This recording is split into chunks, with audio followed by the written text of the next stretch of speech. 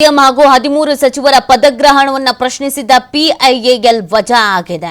50,000 ದಂಡ ವಿಧಿಸಿ PIL ವಜಾಗೊಳಿಸಿರುವುದು high court. ಧಾರವಾಡದ ಮಂಗಳಪ್ಪ ಎಂಬುವರು ಸಲ್ಲಿಸಿದ್ರು ಪಿಐಎಲ್ ಸಂವಿಧಾನದ 164(1)ಗೆ ತಪ್ಪಾಗಿ ಅರ್ಥೈಸಿ ಈ ಪಿಐಎಲ್ ಸಲ್ಲಿಸಿದ್ರು ಅರ್ಜಿದಾರ. ಸಚಿವರ ಸಂಖ್ಯೆ ಗರಿಷ್ಠ ಸಂಖ್ಯೆ ಸದನ ಬಲದ ಶೇಕಡಾ 15 ಮೀರಬಾರದು, ಸಚಿವರ ಕನಿಷ್ಠ ಸಂಖ್ಯೆ 12 ಮೀರಬಾರದು ಎಂದು ಸಂವಿಧಾನದ ನಿಯಮ. ಆದರೆ ಶೇಕಡಾ 12ರಷ್ಟು ಸಚಿವರ ನೇಮಕ ಆಗಿಲ್ಲದಿರೋದ್ರಿಂದ ಪದಗ್ರಹಣ ಕಾನೂನು ಬಾಹಿರ ಅಂತ ಅರ್ಜಿಯಲ್ಲಿ ಉಲ್ಲೇಖಿಸಿದ್ರು.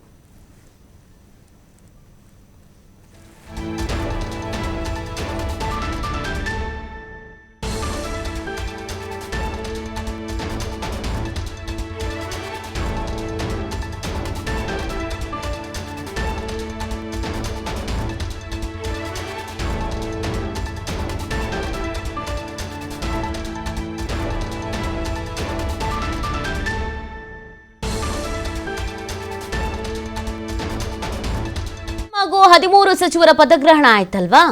ಸೊ ಈ ಪದಗ್ರಹಣವನ್ನು ಪ್ರಶ್ನಿಸಿ ಪಿಐಎಲ್ನ ಸಲ್ಲಿಕೆ ಮಾಡಲಾಗಿತ್ತು, ಅದನ್ನು ವಜಾ ಮಾಡಿದ್ದಾರೆ. ರೀಸನ್ ಏನು ಅಂದರೆ ತಪ್ಪಾಗಿ ಅರ್ಥೈಸಿಕೊಳ್ಳಲಾಗಿದೆ ಅಂತ. ಈಗ ವಜಾ ಮಾಡೋದಲ್ಲದೆ 50,000 ದಂಡವನ್ನು ಕೂಡ ವಿಧಿಸಲಾಗಿದೆ. ಹೈಕೋರ್ಟ್ ಈ ದಂಡವನ್ನು ವಿಧಿಸಿರೋದು.